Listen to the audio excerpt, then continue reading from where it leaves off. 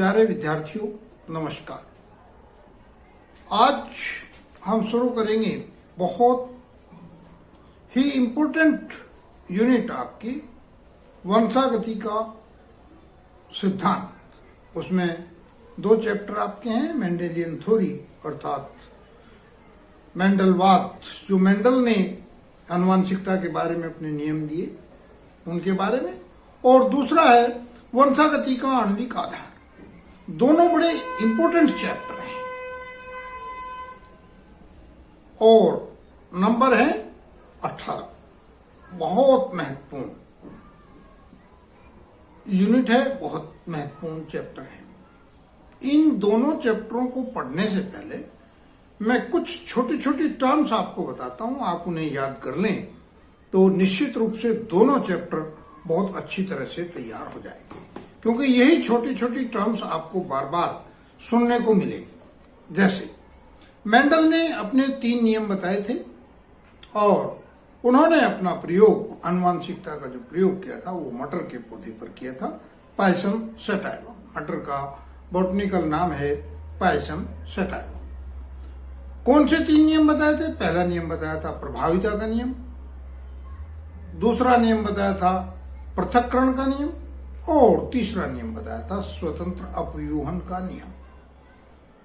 तो एक टर्म आती है प्रभाविता और अप्रभाविता, अर्थात जो 2 विपर्यासी लक्षणों वाले गुण हम एक गैमेट्स में लेकर चलते हैं तो उनमें से केवल एक गुण प्रभावी होता है, दूसरे को दबा देता है, उसको प्रदर्शित नहीं होने देता। इस प्रकार के लक्षण को हम प्रभावी लक्षण और इन कारकों को प्रभावी कारक कहते हैं। जैसे यदि लाल और सफेद का ही जिक्र करें हम, तो लाल और सफेद में जब लाल रंग का प्रभाव सफेद रंग पर पड़ता है तो सफेद रंग अपनी सफेदी खो देता है और वो पिंक रंग में बदल जाता है। तो लाल रंग प्रभावी रंग हुआ और सफेद रंग अप्रभावी रंग हुआ। ऐसी बहुत सारी छोटी छोटी टर्म्स हैं जो इस चैप्टर में आएंगी। जैसे सबसे पहले बात आती है डीएनए आरएनए का जिक्र हम करेंगे, तो डीएनए आरएनए में जो नाइट्रोजनस बेस पाए जाते हैं वो कौन कौन से हैं? वो है एडेनिन, ग्वानिन, साइटोसिन, थायमिन और यूरेसिल। 5 में से 4 पाए जाते हैं। तो जो डीएनए में पाए जाते हैं वो है एडेनिन, ग्वानिन, साइटोसिन और थायमिन, जबकि आरएनए में थायमिन की जगह यूरेसिल पाया जाता है। अब एक नाइट्रोजनस अक्षार दूसरे नाइट्रोजनस अक्षार से, जो पिरिमिडिन्स और पायरिमिडिन्स के रूप में है, वो द्विरज्जुक और त्रिरज्जुक यानी डबल बॉन्ड और ट्रिपल बॉन्ड से जुड़े हुए होते हैं।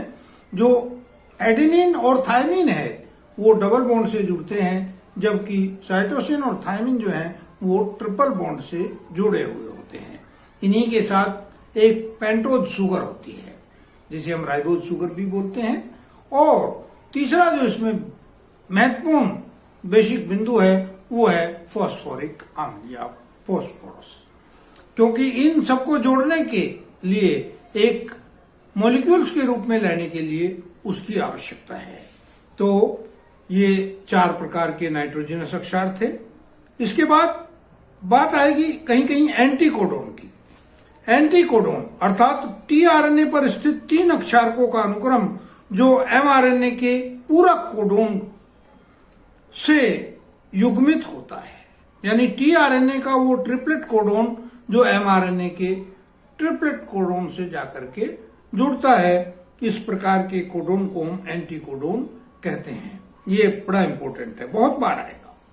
बैक्टीरियोफेज, बैक्टीरियोफेज अर्थात जीवाणु को संक्रमित करने वाला जीवाणु, जीवाणु भोजी जीवाणु से हम कह सकते हैं बैक्टीरियोफेज विषाणु, जीवाणु को संक्रमित करने वाला विषाणु, उसे हम बैक्टीरियोफेज वायरस या बैक्टीरियोफेज कहते हैं।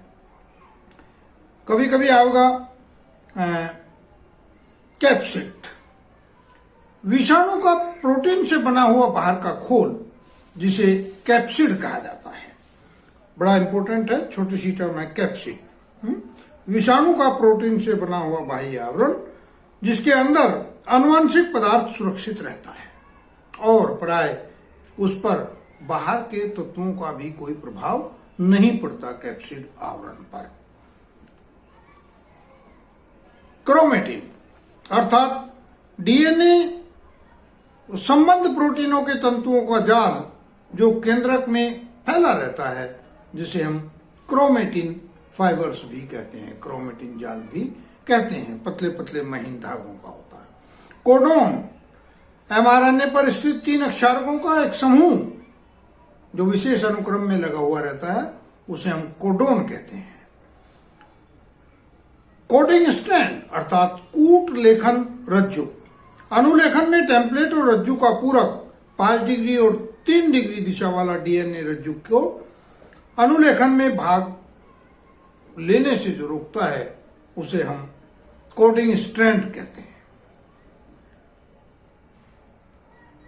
इसी तरह से जो हमारे दूसरे नाइट्रोजिनस अक्षार हैं, और बहुत सारी जानकारी इसमें बहुत लंबी है, लेकिन मैं छोटे छोटे टर्म्स के रूप में दूंगा ताकि आप आसानी से इसे तैयार कर सकें। तो आज इतना ही, और देखते रहिए चैनल, जुड़े रहिए, वीडियो देखिए।